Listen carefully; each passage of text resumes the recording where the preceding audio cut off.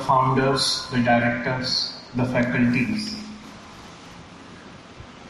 the alumni and my dear students, अस्सलाम वालेकुम। मैं आज आपके सामने जो खड़ा हूँ, मुझे एक टॉपिक दिया गया है कि are we prepared for the future challenges. जो चैलेंजेस आने वाले हैं 10 से 15 साल में, are we prepared for that.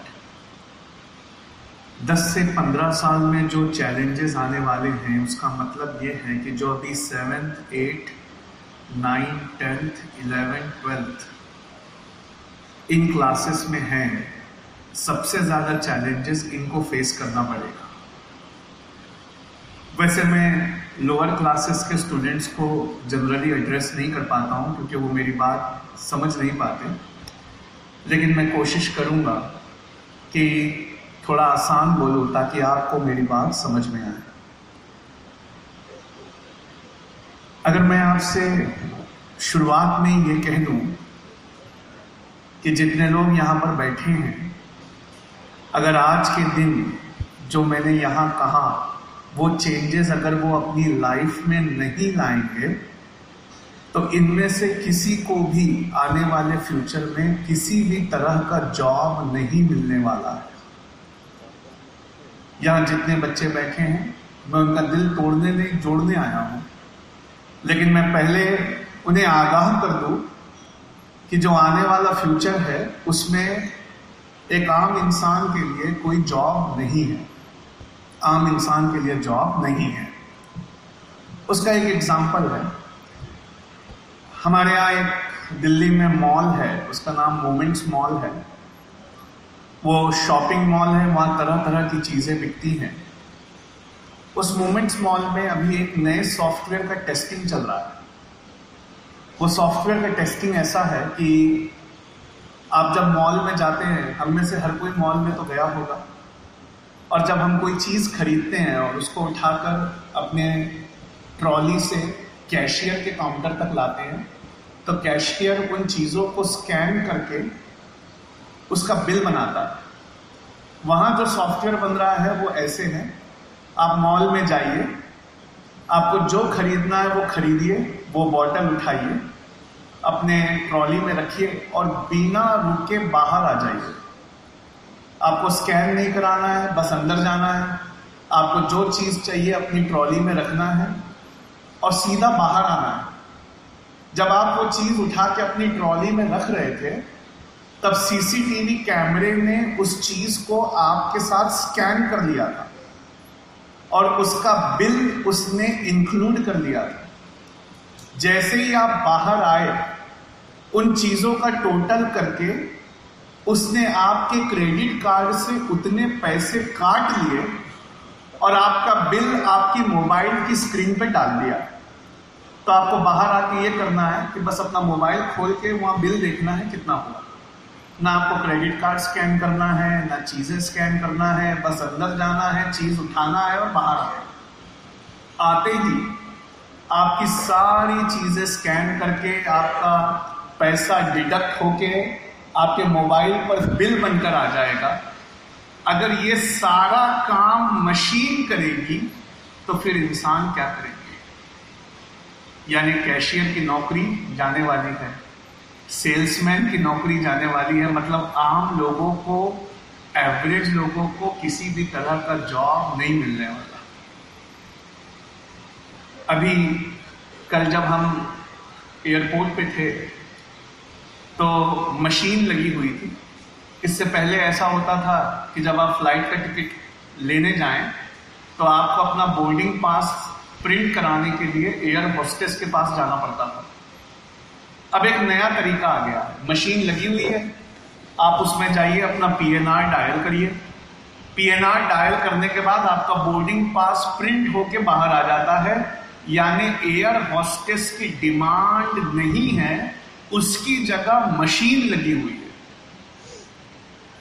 बहुत जल्दी एग्जामिनेशन बदलने वाला है बच्चों, और वो एग्जामिनेशन ऐसे बदलने वाला है कि एक लेंस आने वाला है छोटा सा, जिसे हमें अपनी आंख में पहनना है।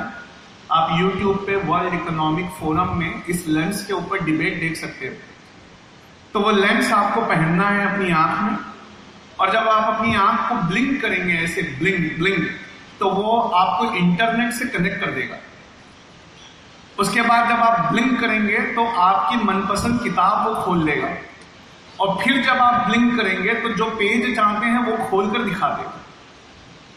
इस लेंस पर फिलहाल रोक लगी हुई है, क्योंकि उन्हें डर लगता है कि अगर ये लेंस मार्केट में निकाल दिया गया तो सबसे ज्यादा इस लेंस के खरीदार स्टूडेंट्स होंगे, जो एग्जामिनेशन हॉल में जाने से पहले कोई तैयारी नहीं करेंगे, बस लेंस पहन लेंगे, और लेंस पहन के जब एग्जाम हॉल में जाएंगे तो पहला क्वेश्चन लिखा होगा when was the first battle of Panipat fought, तो वो एक बार ब्लिंक करेगा, ब्लिंक, हिस्ट्री का बुक आ जाएगा, फिर करेगा ब्लिंक ब्लिंक, पानीपत का चैप्टर खुल जाएगा, फिर वो ब्लिंक करेगा तो पन्ना पलट जाएगा और आराम से बैठकर उसका आंसर लिखेगा। और जितनी बार इन्विजिलेटर वहां से आएगा ये दिखाने के लिए कि मैं चीटिंग नहीं कर रहा, बच्चा ऐसे करेगा, ओहो ये पेपर तो बहुत हार्ड है, इतना हार्ड सवाल कैसे पूछ लिया। और जैसे ही इन्विजिलेटर चला जाएगा फिर वो अपने लेंस में देखकर लिखता है। ये लेंस ज्यादा दिन रोका नहीं जा सकता। 4 या 5 साल में इस लेंस को मार्केट में निकाल दिया जाएगा, या क्या पता अभी निकाल दिया गया है, सिर्फ हमारे पास नहीं है। तो पता है जिस दिन ये लेंस बाहर आएगा उस दिन एग्जाम का पैटर्न बदल जाएगा। मैं आईएएस को पढ़ाता हूं तो मैं बताऊं क्या बदलेगा। हमारे आईएएस के क्वेश्चन पेपर में पहले क्वेश्चन आता था पानीपत की पहली लड़ाई कब हुई थी और क्यों हुई थी। फिर क्वेश्चन आता था पानीपत की दूसरी लड़ाई कब हुई थी और क्या वजह से हुई थी। और तीसरा आता था कि पानीपत की लड़ाई, तीसरी लड़ाई, वो कौन जीता और जीतने की वजह क्या थी। इन तीनों सवाल का जवाब किताब में है। तो अगर किसी को आईएएस बनना है तो वो लेंस पहनना पड़ेगा, और जाओ लिखा है पानीपत की पहली लड़ाई, ब्लिंक, पेज खुल गया, आंसर लिख दो। दूसरी लड़ाई, ब्लिंक, फिर पेज खुल गया, आंसर लिख दो। तीसरी लड़ाई, इस तरह आप कलेक्टर बन जाओगे। लेकिन 3 साल पहले आईएएस में क्वेश्चन आया था पानीपत पे। मैं आपको वो क्वेश्चन सुनाता हूं पहले, फिर बताता हूं कि वो लेंस यहां काम नहीं कर सकता। क्वेश्चन ये नहीं था कि पानीपत की पहली लड़ाई क्यों हुई थी, या दूसरी लड़ाई क्यों हुई थी, या तीसरी लड़ाई क्यों हुई थी। क्वेश्चन ये था पानीपत में ही इतनी सारी लड़ाइयां क्यों हुई थी। पानीपत में ही इतनी सारी लड़ाइयां क्यों हुई थी। अब आप लेंस पहन लीजिए, पानीपत में इतनी सारी लड़ाइयां क्यों हुई थी, ब्लिंक ब्लिंक। कोई भी किताब दुनिया की खोलिए उसमें ये जवाब नहीं है कि पानीपत में इतनी सारी लड़ाइयां क्यों हुई थी। तो फिर पास कौन होता है सर? आईएएस कौन बनता है? कलेक्टर कौन बनता है? कलेक्टर बनना बहुत बड़ी बात है। वो बनता है बच्चों जो अपने पढ़े हुए पर सोचता है। आज तक आप जैसा पढ़ते रहे हो, अब आपको वैसा पढ़ना छोड़ना होगा। अब आपको अपने पढ़े हुए पर सोचना होगा। अगर आप अपने पढ़े हुए पर नहीं सोचोगे तो दुनिया में मशीनें आपसे ज्यादा फैक्ट्स जानती हैं। कोई आपको नौकरी क्यों देगा? वो मशीन को नौकरी क्यों नहीं देगा? सर कैसे जॉब मिलेंगे दुनिया में? दुकान खोलकर बैठोगे तो उस दुकान से कोई भी सामान किसी भी तरह की दुकान से भविष्य में नहीं बिकने वाला। कैसे? जैसे दिल्ली में होता है, आपको जो भी चाहिए, जो भी, धूप में ट्रैफिक में फंसकर मार्केट पहुंचकर भाव ताव करके पेट्रोल जला के वापस आकर वो चीज लेकर आए, इससे अच्छा है अमेज़न खोलो, अमेज़न पे वो चीज का नाम टाइप करो, एंटर दबाओ, जितना भी मार्केट में उस चीज का वैल्यू है उससे सस्ता अमेज़न देता है। तो दुकानों में दिल्ली का एक बहुत बड़ा मोबाइल का मार्केट है, गफ्फार मार्केट। उस गफ्फार मार्केट में अब मोबाइल नहीं बिकते, क्योंकि वो जितने का भी मोबाइल देते हैं उससे 2500 रुपया सस्ता अमेज़न मोबाइल देता है। तो फिर आपकी दुकान में आएगा कौन? सर मैं हमेशा से ना आंख का डॉक्टर बनना चाहता था सर।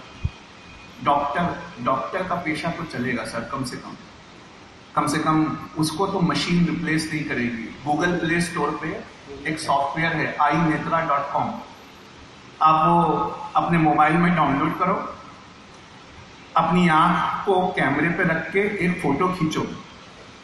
inetra आपको आपके चश्मे का सही नंबर बताता है। आपके चश्मे का सही नंबर inetra नाम का सॉफ्टवेयर बताता है। तो जो चश्मे का नंबर चेक करने वाले हैं वो क्या बताएंगे? कहा सर कोई बात नहीं सर, मेरे पापा का ना चश्मे बेचने का बिजनेस है सर, मैं वो दुकान पे बैठूंगा। हमारा पुश्तैनी बहुत बड़ा शोरूम है सर, हम फ्रेम्स बना के बेचते हैं, हम चश्मे का नंबर ही नहीं बताते, फ्रेम्स बेचते हैं। आपका फ्रेम भी कोई नहीं खरीदेगा, इसलिए Lenskart.com पर अगर आप फ्रेम खरीदेंगे तो 1 पर 1 फ्रेम फ्री है। इसका मतलब है कि आपकी दुकान से फ्रेम भी कोई नहीं लेगा। सर ऑर्गेनाइजर्स ने तो ये बताया था सर कि ये कैरियर की गाइडेंस करने आए हैं, ये तो उल्टा कर रहे हैं सर, ये तो आप तो निराशा दे रहे हो सर। नहीं, मैं निराशा नहीं दे रहा हूं, मैं आने वाले 5 साल में क्या क्या बदलने वाला है वो बता रहा हूं। आपको पता है एक सॉफ्टवेयर है गूगल असिस्ट नाम का एक सॉफ्टवेयर है। वो क्या करता है, आप चाइना में जाइए और एक डिश देखिए जिसको बहुत सारे चाइनीज घेर के खड़े हैं। आपको पता करना है कि इस डिश में क्या है और आपका खाने का मन कर रहा है, तो आपको कुछ नहीं करना, अपना मोबाइल खोलना है, गूगल असिस्ट अभी आपके प्ले स्टोर में है, डाउनलोड करिए और उस डिश को आप अपने कैमरे से देखिए। और गूगल असिस्ट पे जैसे ही बटन दबाएंगे, गूगल असिस्ट, क्योंकि मैं महाराष्ट्र से आता हूं तो मैंने मराठी वाला डाउनलोड किया है, तो गूगल असिस्ट मराठी में उस डिश का नाम बताता है, कितने रुपये की आएगी वो बताता है और लिखता है कि आप नहीं खा सकते। तो मैंने कहा यार मैं कैसे नहीं खा सकता? तो गूगल असिस्ट कहता है क्योंकि ये हलाल डिश नहीं है और आप मुसलमान, आप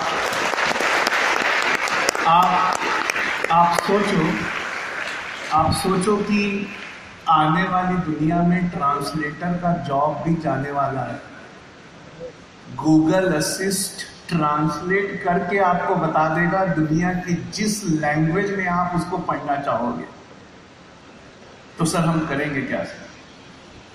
चलो सर कम से कम इतना है, पिज्जा डिलीवरी कर देंगे। मेरे पास एक पावर पॉइंट है जिसमें ड्रोन, आपने ड्रोन देखा है? ड्रोन देखा है जो हवा में उड़ता है? ड्रोन देखा है कि नहीं देखा है? हाँ कि ना? देखा है। अरे हाँ कि ना? यस।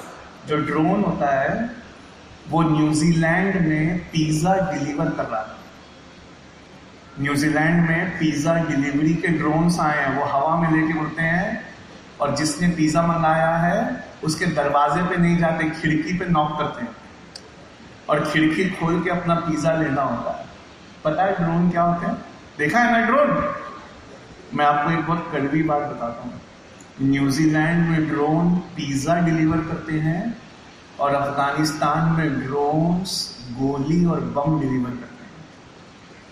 अब किसी को मारने के लिए कोई आर्मी नहीं आती, अब मशीनें भेजी जाती हैं, जैसे वीडियो गेम में लोग मारते हैं। ड्रोन हवा में उड़ के जाता है और टारगेट को आइडेंटिफाई करके मार के वापस आता है। मतलब आर्मी में भी भर्ती नहीं निकलने वाली। आपको कोई आर्मी में क्यों रखे हुए? जब यही काम ड्रोन कर देगा तो आपको कोई नौकरी क्यों देगा? तो सर मैं कहाँ जाऊं? ऐसे नहीं बताऊंगा, थोड़ा और कर पाऊंगा पहले। ऐसे नहीं बताऊंगा सर। मैं पढ़ने में हमेशा से अच्छा था सर। मैं ना 10-15 बच्चों को ना ट्यूशन पढ़ा दूंगा सर। उससे शुरुआत करके धीरे धीरे एक बड़ा कोचिंग इंस्टीट्यूट में खोलूंगा सर, नंबर 1 कोचिंग इंस्टीट्यूट। आपने एक डिवाइस देखा है जिसकी एडवर्टाइजमेंट आती है टीवी पे, उसका नाम है अमेजन इको या उसका नाम है एलेक्सा। अभी आप गूगल पे सर्च करके देखो, एलेक्सा आपसे बात करता है। आप एलेक्सा को बोलो, Alexa tell me the score of India Pakistan match today और इंडिया यूएसए टॉक्स जो हुआ है, Alexa tell me the news about that. Alexa मुझे बताओ हमारे कितने जवान पुलवामा में शहीद हुए हैं। एलेक्सा सेज राइट सर, और एलेक्सा न्यूज पढ़ना शुरू कर देता है। एलेक्सा जब न्यूज पढ़ता है तो आपका बच्चा आपको डांटता है, कहता है मम्मी मैं होमवर्क कर रहा था एलेक्सा की मदद से, पापा न्यूज सुन रहे हैं। तो जब मम्मी डांटती है तो पापा कहते हैं अच्छा एलेक्सा प्ले हिज राइम। तो एलेक्सा उसकी राइम, उसकी पोएट्री को प्ले करने लगता है। यानी बच्चे होमवर्क भी एलेक्सा की मदद से कर रहे हैं, मतलब ट्यूशन टीचर का जॉब भी जाने वाला। सर अब बहुत हो गया सर, अब आप बता दो कि भविष्य में क्या करना है। इससे पहले ना अल्लाह के रसूल की एक हदीस सुनाता हूँ सल्लल्लाहु अलैहि वसल्लम।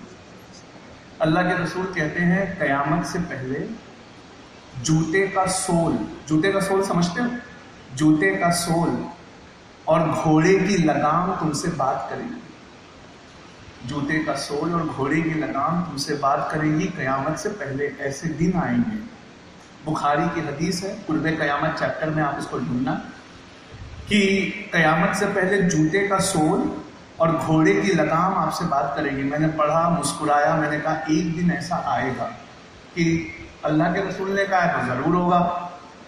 लेकिन एक दिन मैं ओला में बैठा तो मेरे बाजू वाला जो ड्राइवर था, जब वो एक्सीलरेटर दबाता तो गूगल जोर से बोलता इन 300 मीटर्स टर्न लेफ्ट। जब वो ब्रेक मारता तो गूगल कहता आफ्टर 300 मीटर्स टर्न लेफ्ट, और जैसे ही वो मोड़ सामने आया कहता टर्न लेफ्ट। मैंने कहा या रसूल अल्लाह वो दिन आ गया।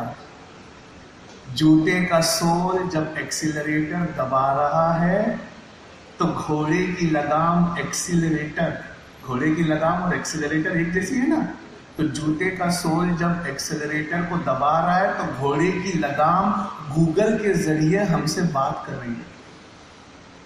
यानी वो दिन आ गया। अल्लाह के रसूल फरमाते हैं सल्लल्लाहु अलैहि वसल्लम की कुर्बे क़यामत, जब दज्जाल के फितने से बचने के लिए तुम दौड़ना तो तुम्हारे सामने एक पानी, ठंडे पानी और एक आग का सोता आएगा, तो ठंडे पानी का सोता छोड़ के आग के सोते में कूद जाना। तो सुनकर ऐसा लगा कि या रसूल अल्लाह, अगर जान बचानी है तो ठंडे पानी में कूदेंगे, आग के सोते में क्यों कूदेंगे? तो कहते हैं नहीं, ठंडे पानी का सोता छोड़ के आग के सोते में कूद जाना। आप गूगल पे बैठे बैठे टाइप करो होलोग्राफी, ये एक डिवाइस है प्रोजेक्टर का। 4 प्रोजेक्टर इस्तेमाल करके रोशनी से एक शेर बनाते हैं, रोशनी से एक व्हेल मछली बनाते हैं। मतलब 4 प्रोजेक्टर इस ऑडिटोरियम में ऐसे उजाला डालेंगे कि आपको लगेगा यहाँ समुंदर है, और इस समुंदर में से व्हेल मछली कूदेगी, गिरेगी, आप पर पानी उड़ेगा, लेकिन ये सब रोशनी होगी, असलियत में ये कुछ भी नहीं है। अब आप सुनिए, ये इसे कहते हैं 9D। अगर आपको ये 9D देखना है तो चेन्नई में किसी मॉल में जाना पड़ेगा या दिल्ली आना पड़ेगा। ये मॉल में आ गया, आप यहाँ खड़े हैं, आपके बाजू आके शेर खड़ा हो जाता है। वो असली शेर नहीं है, वो प्रोजेक्टर से दिखाया हुआ शेर है। अब आप सुनिए, इजराइल, कनाडा और यूएसए ने ऐसे 4 बड़े प्रोजेक्टर, आप गूगल से देखिए holography project of USA, Canada and Israel, ऐसे 4 प्रोजेक्टर आसमान में लगाए हैं सैटेलाइट के जरिए, और वो वहां से रोशनी मार के जलती हुई आग को ठंडा पानी दिखा सकते हैं और ठंडे पानी को जलती हुई आग दिखा सकते हैं। उस दिन की तैयारी में अल्लाह के रसूल अपनी उम्मत की फिक्र करते हुए पहले ये बता के जा रहे हैं कि कुर्बे क़यामत होलोग्राफी का इस्तेमाल होकर तुम्हें जब मारने के लिए दौड़ाया जाएगा तो ठंडे पानी और गर्म ज्वाला का सोता तुम्हें दिखता होगा, लेकिन गर्म पानी, गर्म ज्वाला जो है उसके नीचे ठंडा पानी है और ठंडे पानी के नीचे गर्म ज्वाला है। ये प्रोजेक्टर से चीजों की असलियत बदल देंगे। तो तुम करना ये मेरे बच्चों कि ठंडे पानी का सोता छोड़ के गर्म ज्वाला में कूद जाना, क्योंकि तुमको जो गर्म ज्वाला दिख रही है दरअसल वो ठंडा पानी है। इतनी अपनी उम्मत की उनको फिक्र थी और वो जानते थे कि कयामत के वक्त क्या होगा। धीरे धीरे धीरे धीरे मशीनें ये एवरेज इंसान की हर जगह को ले रही है, यानी एवरेज इंसान को अगले 5 से 10 साल में किसी भी तरह की नौकरी नहीं मिलेगी। मेरा छोटा बच्चा है 3 साल का, याया हसन, जब वो पैदा हुआ था तो सब उसको अस्पताल में देखने गए थे, मैं भी देखने गया। तो जब मैंने उसको देखा तो मैं मुस्कुराया। सबको लगा बाप है खुश हो गया तो मुस्कुरा रहा है, नहीं, मैं मुस्कुराया इसलिए क्योंकि याहिया अभी 3 साल का है, उसको ड्राइविंग लाइसेंस मिलने में अभी 15 साल बाकी है। वो 15 साल के बाद उसे 18 साल की उम्र में ड्राइविंग लाइसेंस नहीं मिलेगा, क्योंकि याहिया जब तक बड़ा होगा तब तक हमारी गाड़ियां गूगल चला रहा होगा। उस दिन ड्राइवर ये गाड़ियां नहीं चलाएंगे। इस तरह से मशीनें धीरे धीरे इंसान की जिंदगी पर कब्जा कर रही है।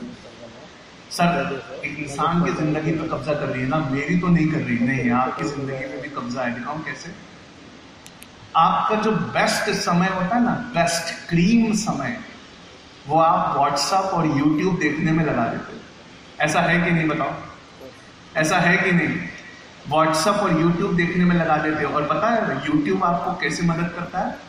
अगर कोई वीडियो जहां तक देखोगे, देखने के बाद जहां से बंद करोगे, 1 घंटे बाद टाइम मिला, जब वो वीडियो चालू करोगे तो वहीं से दिखाए। ये गूगल धीरे धीरे आपका सेक्रेटरी बन रहा है। धीरे धीरे वो आपकी चीजों का ख्याल रखता है। धीरे धीरे धीरे वो पूरी तरह से आप पर कब्जा कर लेगा। फिर उस दिन क्या होगा पता है? उस दिन आपका डेटा वो मल्टीनेशनल कंपनीज को बेच देगा। जब हम गूगल पे कोई दवा ढूंढते हैं और वो दवा ढूंढ कर देखते हैं तो गूगल उसको स्टोर करके रख लेता है। स्टोर करके रख लेता है कि इन्होंने ये दवा ढूंढी थी। ऐसा इस ऑडिटोरियम में 10 लोग करते हैं तो 10 लोग का डेटा गूगल रख लेता है कि इन 10 लोगों ने गूगल पे ये दवा सर्च की थी। अब वो दवा कंपनी के मालिक के पास जाता है। पहले आप ये बताइए, गूगल आपसे पैसा लेता है क्या? गूगल आपसे पैसा लेता है क्या? नहीं। तो फिर वो दुनिया की सबसे अमीर कंपनी कैसे है? जब वो आपसे पैसा नहीं लेता तो वो दुनिया की सबसे अमीर कंपनी कैसे है? ऐसे है, आप जो भी गूगल पे सर्च करते हो वो उसको स्टोर करके रख लेता है और फिर दवा की कंपनी के पास जाके कहता है समीर सिद्दीकी ने और इस ऑडिटोरियम में बैठे 10 लोगों ने ये दवा सर्च की थी, तुम ये दवा बनाते हो, तुम कहो तो मैं इन 10 लोगों को ये एडवर्टाइजमेंट दिखाऊं कि तुम्हारी दवा ये खरीदें। वो कहेगा हाँ हाँ मेरी एडवर्टाइजमेंट दिखाओ, ये लोग मुझे ढूंढ रहे हैं, इनको ये दवा चाहिए। गूगल कहता है ऐसे नहीं दूंगा, पहले पैसा दो। तो ये 10 लोगों के मोबाइल का एड्रेस दूंगा। वो दवा की कंपनी उनको पैसा देती है तो गूगल हमको ऐड भेजता है। इस एडवर्टाइजमेंट को देखकर हम क्लिक करते हैं। उस एडवर्टाइजमेंट में लिखा होता है 50% ऑफ या 30% ऑफ। हम तुरंत खरीद लेते हैं। पता है क्यों खरीद लेते हैं? दवा बनाने वाली कंपनी और आपके बीच में कोई और विक्रेता नहीं है, कोई और बेचने वाला नहीं है, इसलिए आपको इतना कंसेशन दिया, आप जरूर खरीदोगे। इस तरह गूगल पैसा बनाता है। मैंने आज तक जितनी फ्लाइट की टिकट खरीदी है बच्चों, वो सब क्लियर ट्रिप पे स्टोर्ड है। मैंने आज तक जितनी किताबें खरीदी हैं वो अमेजन पे स्टोर्ड हैं। उनको पता है मैं किस तरह की किताबें पसंद करता हूं। मैंने आज तक जितने वीडियो देखे हैं वो YouTube पे स्टोर्ड है। मैंने आज तक जितने मैसेज फॉरवर्ड किए हैं वो WhatsApp पे स्टोर्ड है। मैंने आज तक जितना टैक्स भरा है वो गवर्नमेंट के टैक्स डिपार्टमेंट में स्टोर्ड है। मैं किस यूनिवर्सिटी से पास हुआ वो मेरी यूनिवर्सिटी में स्टोर्ड है। मेरे अकाउंट में कितना पैसा है वो मेरे बैंक के स्टेटमेंट में, कंप्यूटर में, मेरे बैंक के कंप्यूटर में स्टोर्ड है। मेरे बच्चे किस स्कूल में पढ़ते हैं वो मेरे बच्चों के स्कूल के कंप्यूटर में स्टोर्ड है। मेरी एज कितनी है वो मेरे आधार कार्ड में स्टोर्ड है। मैं इंडिया में कहां कहां जा चुका वो मेरे क्लियर ट्रिप और जीमेल अकाउंट में उसकी टिकट स्टोर्ड है। इतनी सारी मेरी नॉलेज ऑलरेडी मशीन्स के पास है। ये नॉलेज मुझे हर्ट नहीं करती, लेकिन एक साथ ये नॉलेज अगर कोई स्क्रीन पर ले आए तो वो मेरी जिंदगी के बारे में सब कुछ पता कर सकता है। सर, एक साथ ये नॉलेज स्क्रीन पे लाने के लिए आप में बार कोड लगा होना चाहिए। उस बार कोड को स्कैन किया तो हर डिपार्टमेंट से नॉलेज उठकर इतने बड़े स्क्रीन पे आ जाएगी। मैं टैक्स कितना देता हूं, मैं दवा कौन सी खाता हूं, मैंने गाड़ी कौन सी खरीदी है, मैं टैक्स कितना भरता हूं, मैं किस प्लेन से जाता हूं, मैं कहां कहां गया हूं, मेरे बच्चे कब पैदा हुए थे, मेरे घर की रजिस्ट्री कब हुई, हर चीज कंप्यूटर में स्टोर्ड, अलग अलग स्टोर्ड है। लेकिन एक साथ जब स्क्रीन पर आएगी तो वो मेरे जन्म कुंडली के बारे में बताएगी, मैंने आज तक क्या किया। इसको एक साथ लाने के लिए इंसान पे बार कोड लगा होना चाहिए। उसी ही बार कोड को हम आधार कहते हैं। जब आधार को क्लिक किया जाएगा तो हमारे बारे में हर चीज उठकर स्क्रीन पर आ जाएगी। ऐसे जमाने में हम जा रहे हैं जहां हमारे चलने फिरने, उठने बैठने, हर चीज पर मशीन नजर रखने वाली है। ये पूरी दुनिया एक चलता फिरता जेल बन जाएगी। और कैसा जेल पता है? दिल्ली में आजकल ऐसी मशीन है, मुझे पता नहीं चेन्नई में है, शायद होगी। अगर आप सिग्नल तोड़ो तो आपकी गाड़ी का फोटो खींच के चालान घर पे आता है। यानी आपने कुछ किया तो कैमरे ने खींचा और घर पर आ गया, और आप बोलो मैं नहीं भरूंगा तो आपको भरने की जरूरत नहीं है, उतना आपके अकाउंट से कट जाता है। यानी वो दिन आने वाले हैं कि पूरी दुनिया एक चलता फिरता जेल बनने वाली है और हम उस जेल में कैदी बनने वाले हैं। ऐसे कंप्यूटर, ऐसे गूगल का सामना मेरे बच्चों आप कैसे करोगे? तो एक दिन जब मैं ऑफिस सवेरे जा रहा था तो मैंने देखा मुर्गी वाला मुर्गी की दुकान में ना बहुत सारी मुर्गियां ले जा रहा था पिंजरे में रख के। आपने देखा है मुर्गी ले जाते हुए? और मेरी गाड़ी सिग्नल पे रुकी तो मैंने इस तरफ देखा। जब इस तरफ देखा तो बस में बहुत सारे बच्चे भर कर बस वाला स्कूल ले जा रहा था। जैसे मुर्गियां भर के मुर्गी की दुकान पे जाती हैं वैसे बच्चे भर कर स्कूल में आते हैं। और स्कूल में आने के बाद क्या होता है? सवेरे से बस एक ही, सिट डाउन, कीप क्वाइट, चुप रहो, कुछ नहीं बोले, open page number 40, solve problem number 3, don't talk, don't talk, hey you don't talk। अल्लाह अकबर। हम क्या बनने आए थे, क्या बन रहे हैं? माँ खाना खिलाते वक्त कहती है मेरा बच्चा बड़ा होकर बहुत बड़ा आदमी बनेगा, और हम इंस्ट्रक्शन फॉलो करने वाले रोबोट बन रहे हैं। और रोबोट और गूगल वो इंस्ट्रक्शन फॉलो नहीं कर रहे। तो फिर सर हमारा क्या होगा? सर आप गूगल से मुकाबला नहीं कर पाओगे मेरे बच्चों।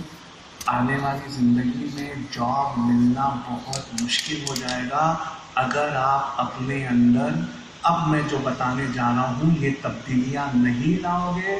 तो इस दुनिया को आपकी ज़रूरत नहीं है, डॉक्टर की ज़रूरत नहीं है। कैटरैक्ट का ऑपरेशन चेन्नई में कंप्यूटर से हो रहा है। पथरी का ऑपरेशन चेन्नई में कंप्यूटर से हो रहा है। हर चीज का ऑपरेशन कंप्यूटर से धीरे धीरे होने लगेगा। मतलब उस दिन डॉक्टर के जॉब नहीं रहेंगे। तो सर फिर किसके जॉब रहेंगे? तो मेरी बात को समझिए। अब मैं जो आपसे कहने जा रहा हूँ इन्हीं लोगों के जॉब रहेंगे जो अपने अंदर ये पहली 3 बातें पैदा करेंगे। आप कागज पेन लेके नहीं आए, जो मैं अब आपको बताने जा रहा हूँ वो आपको लिखना चाहिए, हो सके तो याद करो। इस तरह से आज से अपनी लाइफ में चेंज लाओ, वरना अगले 5 साल में आप जॉब के लिए मारे मारे फिरोगे लेकिन आपको जॉब नहीं मिलेगी। पहला चेंज जो आपको अपनी लाइफ में लाना है वो ये है। आपको मेरी बात समझ में आ रही है ना? पक्का? अरे हाँ कि ना? हाँ। जोर से बोलो ना। जी हाँ। आ रही है? पक्का आ रही है। मेरी बात समझ में आ रही है? जी हाँ। वैसे मुझे पता नहीं था 12th तक के बच्चे मेरी बात सुनेंगे। मैं उनके लिए स्पीच नहीं, मैं थोड़ा यूनिवर्सिटी की स्पीच बना के लाया। आपके लिए मैं ऐसी मिसालें दे रहा हूँ जो आप समझ जाओ। अगर आप समझ गए हो तो आपको ये समझना होगा, पहली चीज जो आपको अपने अंदर चेंज लाना है आज से, आज के बाद कोई भी चीज रट के नहीं पढ़ोगे, समझ के पढ़ोगे, WHY पता करके पढ़ोगे। जब तक WHY किसी लाइन का समझ में ना आ जाए आप अपना पन्ना नहीं पलटोगे। आप अपना पन्ना नहीं पलटोगे। हर लाइन के पीछे का क्या समझोगे? WHY। ये लाइन क्यों लिखी गई थी, ये लाइन क्या कहती है, जब तक समझ में नहीं आएगा अगले पन्ने पे नहीं जाना है। अगर आप रट रट के पढ़ोगे तो आपका काम गूगल करेगा, आपको नौकरी नहीं मिलेगी। हर चीज के पीछे का क्या पढ़ोगे बताओ? हर चीज के पीछे का क्या पढ़ोगे? वाई। WHY। वाई मतलब क्यों। पक्का? एक मिसाल देते हैं। मैं IAS का थोड़ा सा कुछ पढ़ाता हूँ, देखते हैं आप कितने सवाल का सही जवाब देते। पढ़ाऊं जी? 5 मिनट कुछ पढ़ाऊं?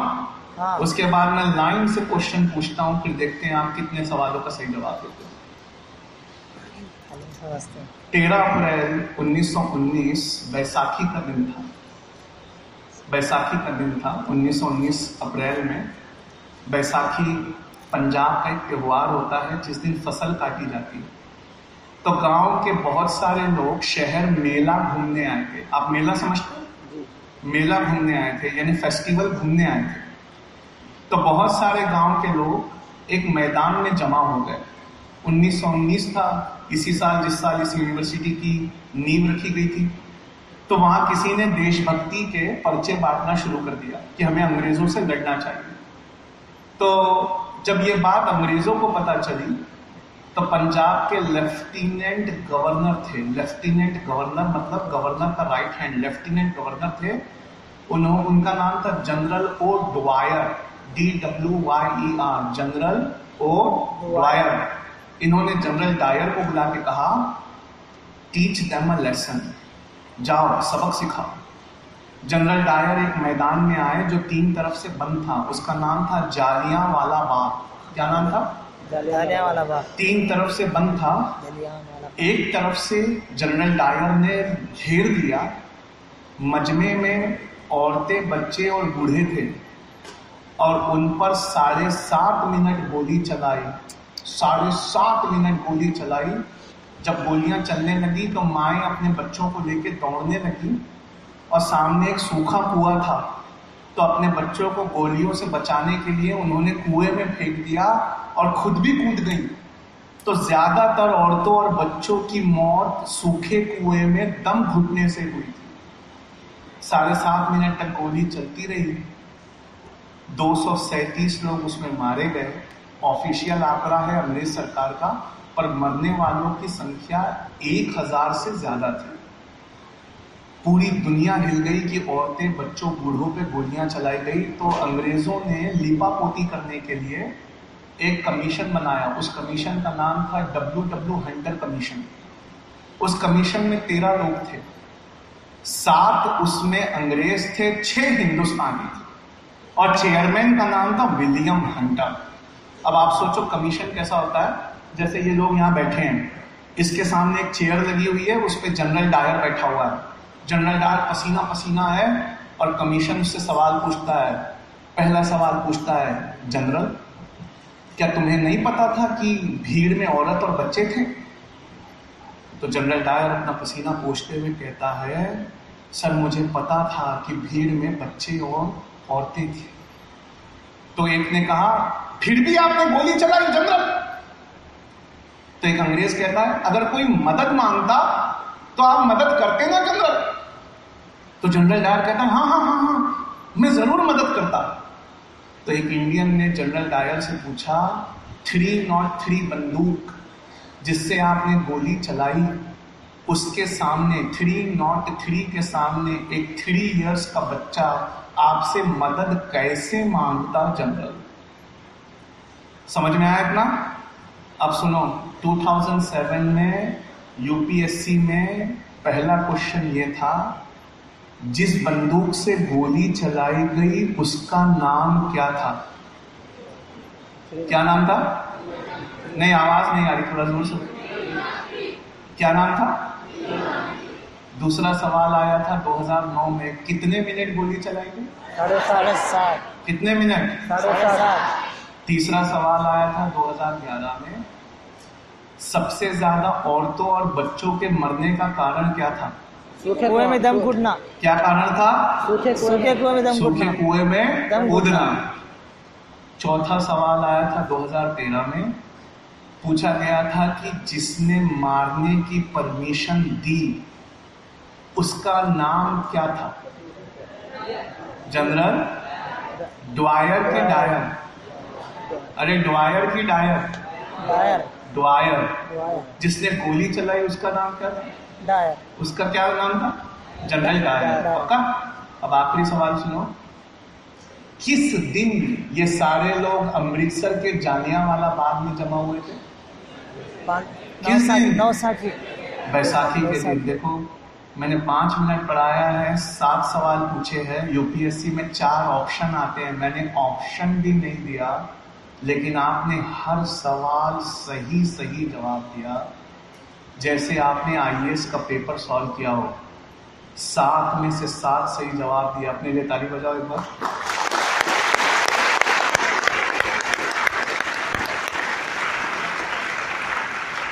इसका मतलब पता है क्या है? आप सब आईएएस बनने के लायक हैं।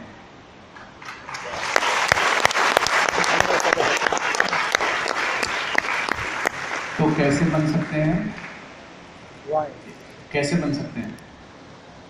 सर, जब हम कोई चीज समझ के पढ़ेंगे, जब हम कोई चीज के पीछे का क्यों पता करेंगे, तो हम हर सवाल का जवाब दे सकते हैं। जैसे कि चौथा सवाल ये था, सबसे ज्यादा औरत और बच्चों की मरने की वजह क्या थी?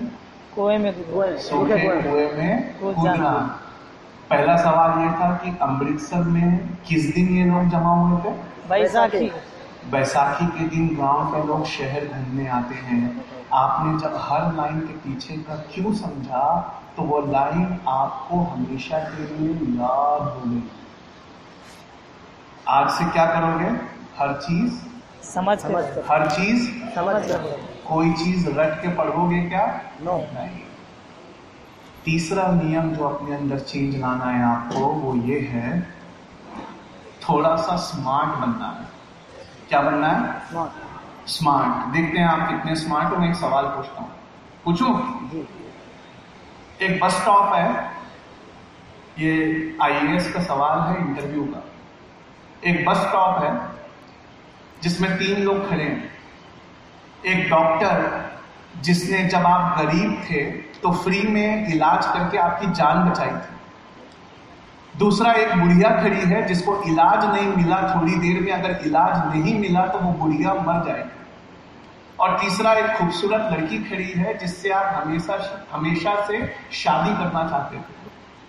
3 लोग बस स्टॉप पे खड़े हैं, बारिश होने वाली है, आखिरी बस जा चुकी है, आपके स्कूटर पे एक सीट है। इन तीनों में से आप किसको लिफ्ट दोगे? एक बुढ़िया खड़ी है जिसको इलाज नहीं मिला तो वो मर जाएगी। एक डॉक्टर खड़ा है जिसने फ्री में इलाज करके आपकी जान बचाई थी। और तीसरी वो लड़की खड़ी है जिससे आप हमेशा से शादी करना चाहते थे। तो आप तीनों में से किसको लिफ्ट दोगे, इस बात पर यूपीएससी तय करेगा आप आईएएस बनते हो कि नहीं। तो अब मैं पूछता हूं, कितने लोग हैं जो डॉक्टर को लिफ्ट दोगे? 1 2 4 5, ठीक है मैं समझ गया। कितने लोग हैं जो बुढ़िया को लिफ्ट देंगे? देखो मैं हमेशा कहता हूं, मुसलमानों से ज्यादा रहमत वाला दिल किसी का नहीं। हर कोई किसको देना चाहता है? बुढ़िया को।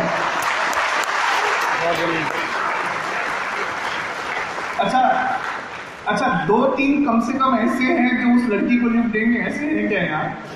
चलो 1 तो मिला। अच्छा 2 है। अब सुनिए जवाब क्या है। पहले मैं आपका रिजल्ट बता दूं। मैक्सिमम लोगों ने क्या कहा? बुढ़िया को। कुछ लोगों ने कहा डॉक्टर को, और बेहद कम लोगों ने कहा लड़की को। तीनों फेल हो गए। तो कहा सर जवाब क्या है? तो जिसने आईएएस टॉप किया था, सुनिए उसने क्या जवाब दिया था।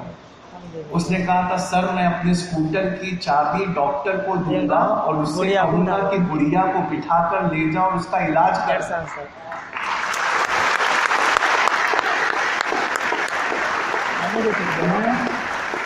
मैं अपने स्कूटर की चाबी डॉक्टर को दूंगा और उससे कहूंगा कि बुढ़िया को बिठाकर ले जाओ और उसका इलाज कर, और मैं अपने प्यार के साथ वहां बारिश में भीगूंगा।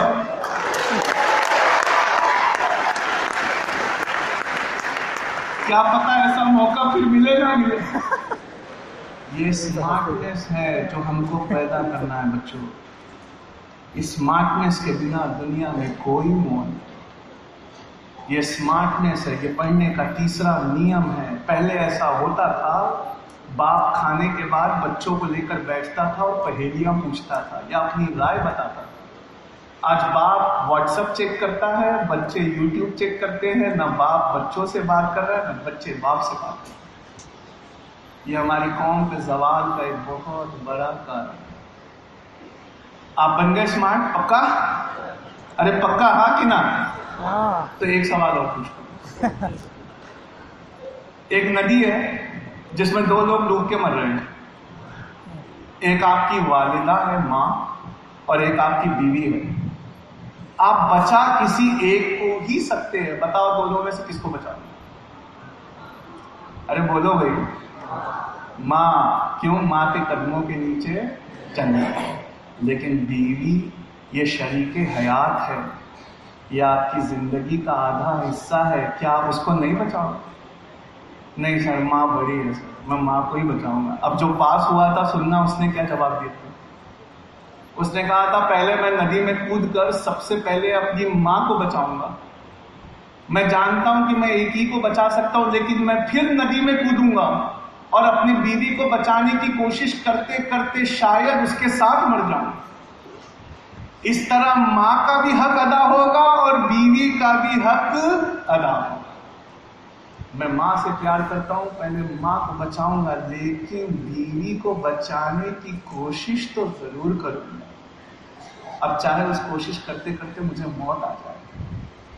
जब आप ऐसे स्मार्ट बनोगे तब आप दुनिया पे कब्जा कर सकते हो, वरना रट कर पास होने वालों का काम अब गूगल कर देगा। रट कर पास होने वालों को कोई नौकरी नहीं मिलेगी।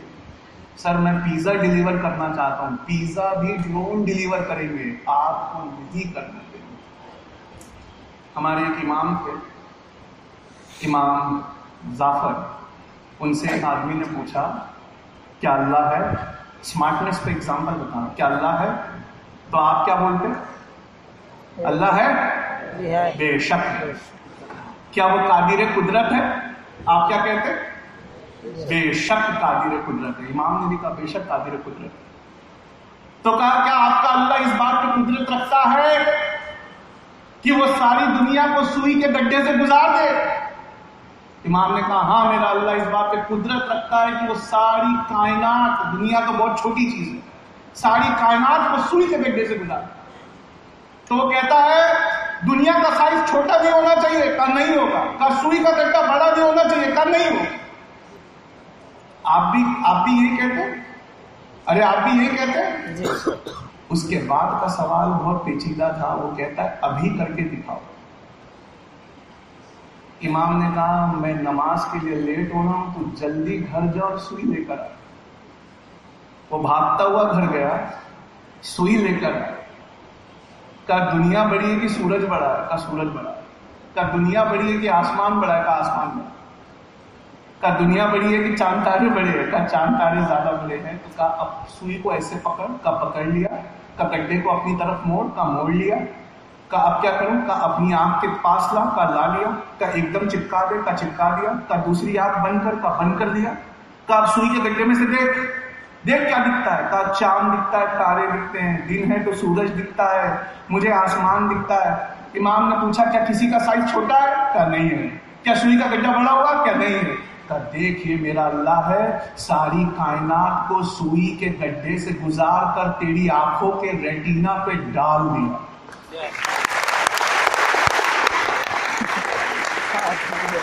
ना सुई का गड्ढा बड़ा हुआ, ना कायनात का साइज छोटा हुआ। बच्चों, ऐसे जवाब कौन दे सकता है? जो समझ कर पढ़ता है।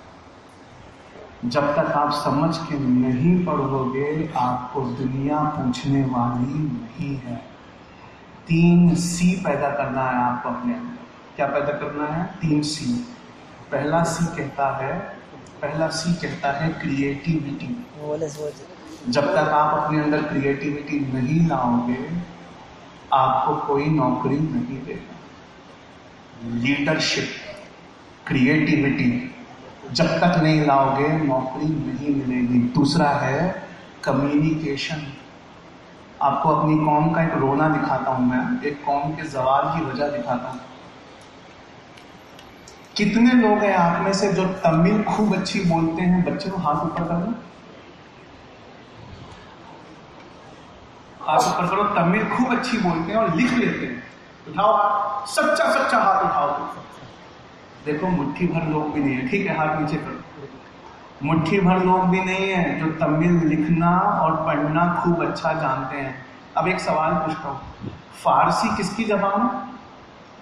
मुसलमानों की है कि किसी और की? फारसी किसकी जबान है? अरे मुसलमानों की है। फारसी किसकी जबान? मुसलमानों की। रॉन्ग। फारसी मुसलमानों के दुश्मन की जबान। जब अरबियों ने फारस को हराया तो फारसियों की लैंग्वेज को गले से लगाया और उसको लिटरेचर से इतना भर दिया कि आज पूरी दुनिया में फारसी मुसलमानों की लैंग्वेज कहलाती है। काश हम तमिल के साथ भी ऐसा करते, उसको समझते, पढ़ते और उसमें इतना लिटरेचर लिखते कि दुनिया कहती तमिल ये तो मुसलमानों की जबान। ये तीसरी तरफ मैं लाना चाहता हूं आपको। आप मुझसे पक्का वादा करो, आज से रजिस्टर बनाओगे जिसमें 4 कॉलम बनाओगे। पहले कॉलम में इंग्लिश के 10 वर्ड रोज लिखोगे, दूसरे कॉलम में उसकी मीनिंग उर्दू में लिखोगे। उर्दू हमारी लैंग्वेज है, हमें बचानी है। लेकिन तीसरे कॉलम में उसकी मीनिंग तमिल में लिखोगे और चौथे कॉलम में उसकी मीनिंग चाइनीज में लिखोगे। पता है चाइनीज क्यों? आने वाले जमाने की लैंग्वेज चाइनीज है। चाइना बेतहाशा तरक्की कर रहा है। बच्चों, जो चाइना के साथ व्यापार नहीं करेगा वो अपने देश भारत को समृद्ध नहीं बना पाएगा। चाइना में पैसा है। मालवेश्वरम के लोगों ने चाइना के साथ बिजनेस करना चाहिए और इंडिया की इकोनॉमी को स्ट्रॉन्ग करना चाहिए। लेकिन चाइना में बिजनेस पॉसिबल नहीं है जब तक हम चाइनीज ना सीख ले। अल्लाह के रसूल क्या कहते हैं चाइनीज के बारे में पता है ना? अल्लाह के रसूल कहते हैं इल्म सीखने अगर तुम्हें चाइना तक जाना पड़े तो जाओ। एक छोटा सा सवाल है, या रसूल अल्लाह, आप मदीनतुल इल्म हैं, आप इल्म का मरकज है, तो मैं चाइना क्यों जाऊं? मैं तो आपके पास रहूंगा। कहते हैं नहीं, उस जमाने के एतबार से वो लैंग्वेज भी सीखना जिस लैंग्वेज की उस जमाने में जरूरत होगी। अल्लाह के रसूल कह रहे हैं अगर इल्म सीखने चीन तक जाना पड़े तो जाओ। हम कभी मालवेशरम से बाहर भी निकले हैं इल्म सीखने? कभी हम मालवेशरम से बाहर भी गए हैं क्या? नहीं। तो वादा करो कम्युनिकेशन डेवलप करोगे। पहला किस लैंग्वेज में 10 वर्ड रोज लिखोगे बताओ? जोर से बोलो।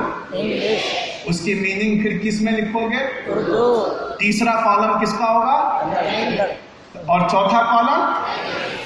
और मालवेश्वरम के हेड ऑफ डिपार्टमेंट से मेरी ये अर्ज है कि बच्चों के तमिल पर भी ध्यान दे, उर्दू पर भी ध्यान दे, और तमिलनाडु पब्लिक सर्विस कमीशन के एग्जाम की तैयारी बच्चों को करवाएं। अगर ये IAS IPS नहीं बनेंगे तो ये गरीबों को इंसाफ नहीं दिला पाएंगे। वादा करते हो ऐसा करोगे? वादा करते हो ऐसा करोगे? अब मैं अपनी अगली बात बताना चाहता हूँ, बड़ी इंपॉर्टेंट। एक आदमी ने सुकरात से पूछा कि कामयाबी का फॉर्मूला क्या है? सुकरात ने कहा कामयाबी का कोई फॉर्मूला नहीं होता, घर जा। कहा नहीं, मुझे बताओ कामयाबी का क्या फॉर्मूला? सुकरात ने कहा ना कोई फॉर्मूला नहीं होता, घर जा। वो नहीं गया, वहीं बैठ गया।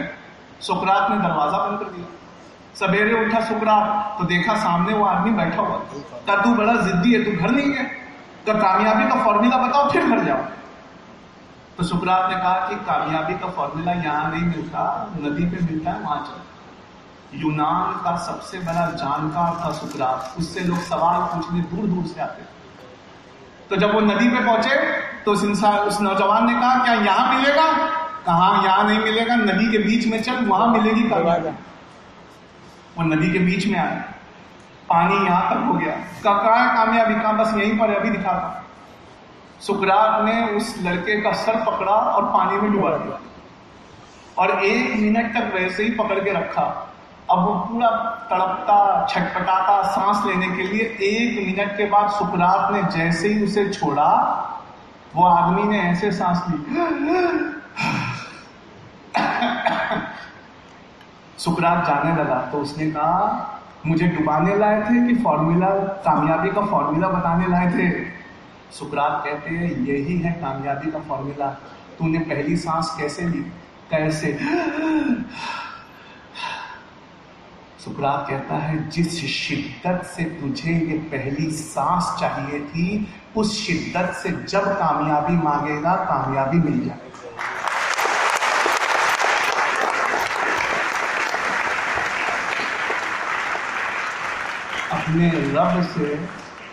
अपने रब से कभी शिद्दत से कुछ मांग कर तो देखो। कभी रात की गहराई में उठकर, मैं अब्बू जी से कहता हूँ कभी कभी, मेरे वालिद बैठे हुए हैं स्टेज पर, मैं उनसे कहता हूँ कभी कभी मेरे लिए आज मांग देना। कहते हैं मैं तो मांगूंगा लेकिन तुम्हें खुद भी उठना पड़ेगा। कभी उठकर बड़ी शिद्दत से अपने रब से मांग कर तो देखो। अल्लामा इकबाल लिखते हैं हम तो माइल बाकरम है कोई साहिल ही नहीं, किसे दिखलाए मंजिल कोई रह रवे मंजिल ही नहीं। अपने अंदर शिद्दत पैदा करो बच्चों। अपनी बात को समेटते हुए मैं एक चीज समझाना चाहता हूँ बड़ी अच्छी। चील देखिए, चील जानते हैं? शाहीन कहते हैं उसको उर्दू में। क्या कहते हैं? शाहीन। शाहीन की उम्र होती है, गूगल से पूछो, शाहीन की उम्र होती है 70 साल। कितनी उम्र होती है? 70 साल। एक इंसान की अमूमन कितनी उम्र होती है? 70 साल। लेकिन 40 साल के 30 साल के बाद शाहीन को एक बहुत खतरनाक डिसीजन लेना पड़ता है अगर उसे 70 साल जीना है तो क्या? तो नेशनल ज्योग्राफिक का यूट्यूब पे डॉक्यूमेंट्री है the life cycle of a falcon, आप वहां देखना। शाहीन जब 30 साल का होता है, चील जानते हो ना जो बहुत ऊंचा उड़ता है, शाहीन जब 30 साल का होता है तो उसके पर भारी हो जाते हैं, उसकी सामने की चोंच मुड़ जाती है और उसके पैर जो हैं वो पंजों के नाखून मुड़ जाते हैं। तो ना वो उड़ पाता है बहुत ऊपर, ना वो कोई चीज अपनी चोंच से पकड़ पाता है, ना अपने शिकार को अपने पंजे से उठा पाता है। अब उसके सामने 2 ही चॉइस होती है 30 साल की उम्र में, या तो मर जा बिना कुछ खाए पिए या अपने अंदर तब्दीली ला। तो पता है शाहीन क्या करता है? आसमान में उड़ता हुआ सबसे ऊपर पहाड़ की चोटी पे जाता है, जहां उसका कोई शिकार ना कर सके। पहाड़ की चोटी पे जाने के बाद शाहीन, वो चील, सबसे पहले पत्थर पे पटक पटक के अपनी बीक को तोड़ देता है, वो अपनी चोंच को तोड़ देता है, लहूलुहान हो जाता है, बेहोश हो जाता है, वहीं गिर जाता है। 8 से 10 दिन में उसको नई चोंच आती है। जैसे ही नई चोंच, नई बीक आती है, एक एक करके वो अपने पर नोच कर फेंक देता है, फिर लहूलुहान हो जाता है। 15 दिन में उसको नए हल्के पर आते हैं। उसके बाद शाहीन अपनी नई चोंच से खींच के अपने नाखून निकाल देता है।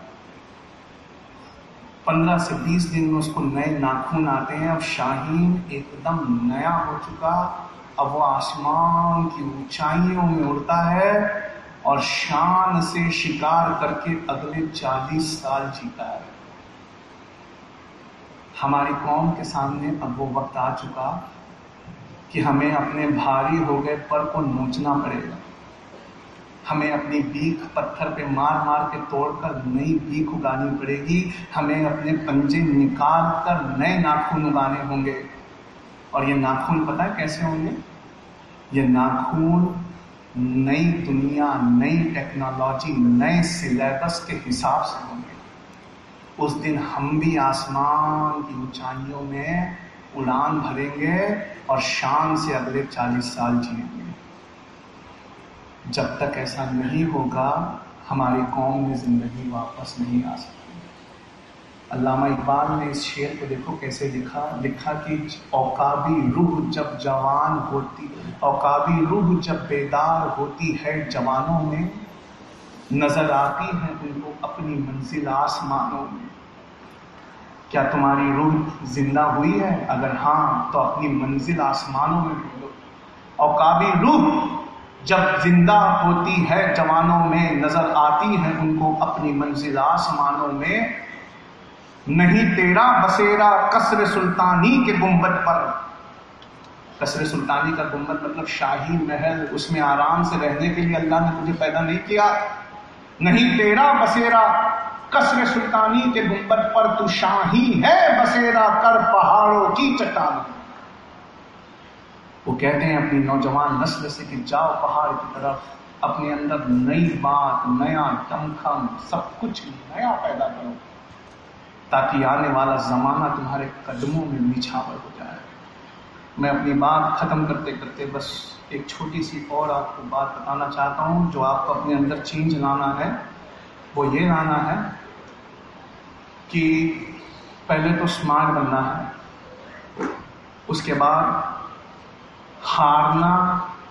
हारने से नहीं डरना है, हारने से ना डरते हुए हारने से और कुछ सीखना है। तीसरा बहुत ध्यान लगाकर मतलब को गहराई से समझ कर पढ़ना है। चौथा, अपनी लैंग्वेज की स्किल्स को डेवलप करना है। पांचवा, बड़े बड़े कॉम्पिटिटिव एग्जाम्स की तैयारी करनी है। अल्लाह ने हमें अशरफुल मखलूकात बना के, अपना खलीफा बना के भेजा है, हमें गुलामी करने के लिए नहीं, बल्कि पूरी इंसानियत को राह दिखाने के लिए भेजा है। अगर आप अपने अंदर ये बात पैदा करोगे तो इंशाअल्लाह कामयाब हो जाओगे। आईएएस का सिलेबस बहुत बड़ा होता है। पता है कितना बड़ा होता है आईएएस का सिलेबस? जितना बड़ा चेन्नई से दिल्ली का रास्ता बाय रोड होता है। अगर मैं आपको आज बोलूं, छोटे जितने लोग कार चलाना चाहते हैं, जानते हैं, मैं उनसे कहूं कि चलो कार चलाओ, मुझे दिल्ली ले चलो, तो आप डर जाओगे, अरे बाप रे 2300 किलोमीटर। नहीं सर, मैंने बहुत मना लिया था, नहीं चलना पड़ेगा, 2300 किलोमीटर चलाओ मेरी कार। तो जब आप कार में बैठोगे बच्चों, तो क्या आपको दिल्ली सीधा दिखाई देगा? अरे दिल्ली सीधा दिखाई देगा क्या? नहीं। कितना दिखाई देगा? वो 20 मीटर जो कार की रोशनी दिखाती है। आप कितनी गाड़ी चलाओगे एक बार में? 20 मीटर। करते करते 20 मीटर देखते चलाते 20 मीटर चलाते 2300 किलोमीटर कब खत्म हो जाएंगे ये हमें पता भी नहीं चलेगा। उसी तरह अपने सिलेबस को पूरा एक साथ नहीं देखना है। अपने सिलेबस को छोटे छोटे पार्ट्स में डिवाइड करके एक बार में एक पार्ट पर महारत हासिल करनी है। महारत हासिल करते करते करते कब पूरी किताब पर हमको महारत आ जाएगी ये हमें पता भी नहीं। तो आज से अपने सिलेबस को छोटे छोटे पार्ट्स में डिवाइड करना है। मुझे नहीं मालूम कि ये पूरी किताब मुझे कैसे याद होगी, मुझे ये मालूम है कि ये पन्ना, ये पेज जो मेरे सामने खुला है ये दुनिया में सबसे अच्छा मुझे याद है। ऐसे हर पन्ने पे महारत हासिल करो। करते करते करते एक दिन पूरी किताब तुम्हारी हो जाएगी। अब मैं आखिरी बात बताता हूँ जो मैं सिर्फ मालवेशराम में ही बता सकता हूँ, और वो ये बात है कि हमें दुनिया में भेजा गया है दिल के साथ और दिमाग के साथ। अभी मैं बता रहा था, वो बात पूरी कर लेता हूँ। दुनिया में सबसे जोरदार चीज अगर अल्लाह ने कुछ बनाई है तो पता है वो क्या है? चलो बताओ, आखिरी बार है। दुनिया में सबसे अनोखी चीज अल्लाह ने क्या बनाई है? बताओ क्या बनाया है? इंसान नहीं, दिल। दुनिया में अल्लाह ने सबसे अनोखी चीज दिल बनाया है। पता है दिल कितना बड़ा होता है? जितना बड़ा एक इंसान की बंद मुट्ठी होती है, बस उतना ही बड़ा होता है। और ये दिन भर धड़कता है और नसों में खून पहुंचाता है। कितना खून है हमारे अंदर? 20 लीटर। नसें कितनी हैं? तो गूगल पर आपको टाइप करना है 10 अमेजिंग फैक्ट्स अबाउट हार्ट। उसमें ये खुलकर आएगा जो मैं आपको बता दूं, 10 अमेजिंग फैक्ट्स अबाउट हार्ट। इंसान के अंदर कितनी नसें हैं उसको एक के पीछे एक जोड़कर नापा गया। एक के पीछे एक जोड़कर नापा गया तो पता है इंसान के अंदर 96,000 किलोमीटर नसें हैं। कितनी नसें हैं? 96,000 किलोमीटर। ऐसे रोल कर करके हमारी स्किन में हमारे अंदर बिछाई गई है। उसमें 20 लीटर खून दिल पैदाइश के दिन से मरने के दिन तक ये दिल धड़कता है और खून को पहुंचाता है बिना रुके, बिना थके। लगातार ये ब्लड को पंप कर रहा है और ये किसी की नहीं सुनता, ये सिर्फ अपने रब की सुनता है। जिस दिन से रब ने कहा धड़क, उस दिन से धड़कता है। जिस दिन रब कहेगा बस बंद हो जा, उस दिन बंद। ये दिल बादशाह है। ये सिर्फ बादशाहों के बादशाह अल्लाह की सुनता है, किसी की नहीं सुनता। आप अपने आप को सुना के देखो, अभी सुना, बोलो अपने दिल से जोर से धड़क, कोशिश करो, धड़काओ जोर से। अरे धड़काओ, नहीं धड़का, अब बोलो धीरे धीरे धड़क। चलो धीरे धीरे बोलो, धीरे धीरे धीरे धीरे धड़क रहा है, नहीं धड़क। ये बादशाह है, ये किसी की नहीं सुनता है, ये सिर्फ अल्लाह की सुनता है। और अल्लाह, कभी आपने अल्लाह का नाम दिल से लिया? कैसे होता है अल्लाह का नाम? अल्लाह, अल्लाह, ऐसे ही होता है ना।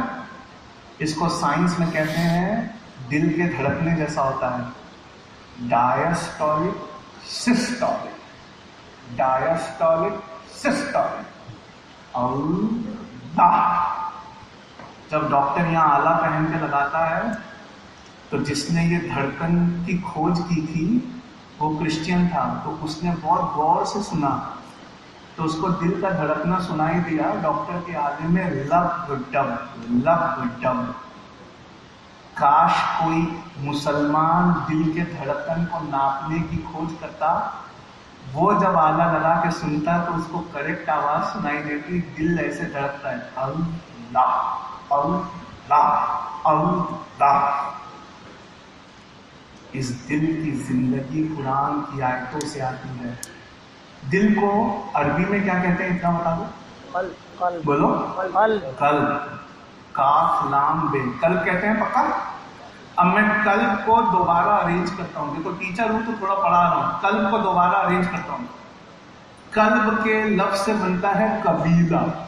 क्या बनता है? कबीला।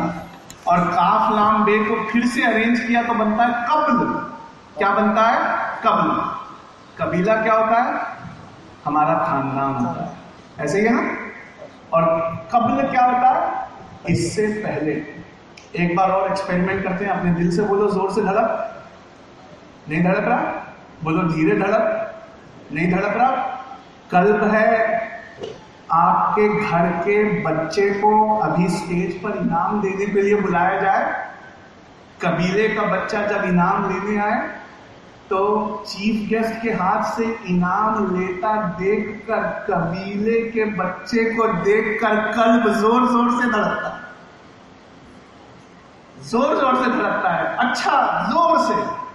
आपने जब हुक्म दिया था तब धड़का था क्या? नहीं। लेकिन जब कबीले के बच्चे को देखा तो कल्ब धड़का क्या? अरे धड़का कि नहीं धड़का? धड़का। और जब आप किसी बेगुनाह को मार खाते देखते हो, जब किसी गरीब को मार खाते देखते हो, जब अपने किसी आदमी को मार खाते देखते हो, तो आपका दिल धीरे धीरे धड़कता है, आपको रोना आता है। क्यों? उसको देखकर कब्ल का एक वादा याद आता है, कल्ब को कब्ल का वादा याद आता है। कब्ल का कौन सा वादा?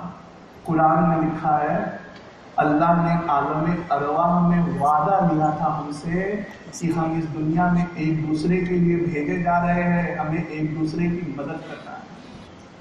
जब हम अपने किसी साथी को मार खाते देखते हैं, मरते देखते हैं, तो ये एहसास होता है इस कल्ब को कि मैं अपना वादा तोड़ रहा हूं। तो जब कब्ल का वादा याद आता है तो कल्ब धीरे धीरे धड़कता है। इसकी जिंदगी कुरान की आयत से आती है बच्चों।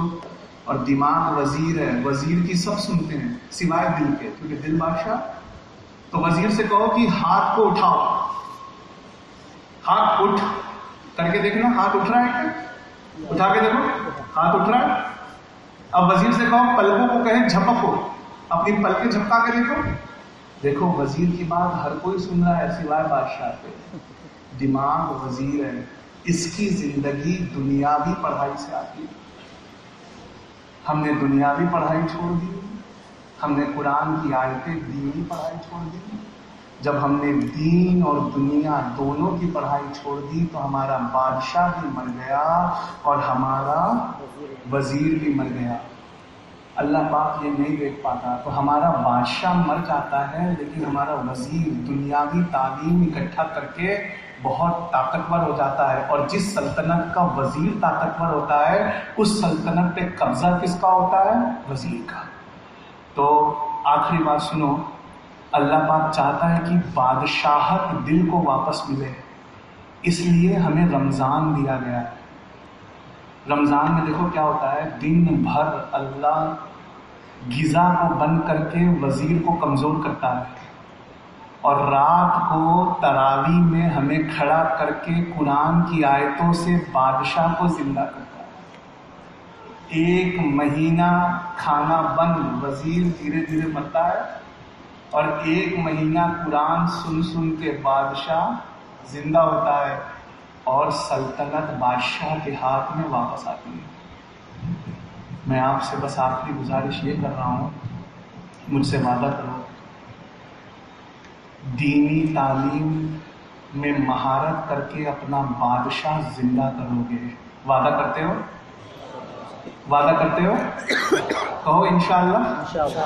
कुरान की आयत तर्जुमे और तफसीर से पढ़ोगे। वादा करते हो? और दुनियावी तालीम, education, engineering, biology, chemistry, maths, इसमें महारत करके अपने वजीर को भी जिंदा करोगे। वादा करते हो? अरे वादा करते हो? और वजीर को बादशाह के अंडर काम करने के लिए नमाज पढ़ पढ़ के मजबूर करोगे। जब हम नमाज पढ़ते हैं तो सजदा करते हैं। सजदा पता है क्या होता है? वजीर यानी दिमाग नीचे होता है और बादशाह यानी दिल ऊपर होता है। नमाज पढ़ोगे तो वजीर बादशाह के काबू में रहेगा, वरना वजीर बादशाह से बागी हो जाएगा। इसी वादे के साथ मैं अपनी बात खत्म करता हूँ कि आप दीनी और दुनियावी तालीम दोनों लेकर अपने बादशाह और अपने वजीर दोनों को जिंदा करोगे। इसी बात पे मैं अपनी बात खत्म करता हूँ। अस्सलाम वालेकुम।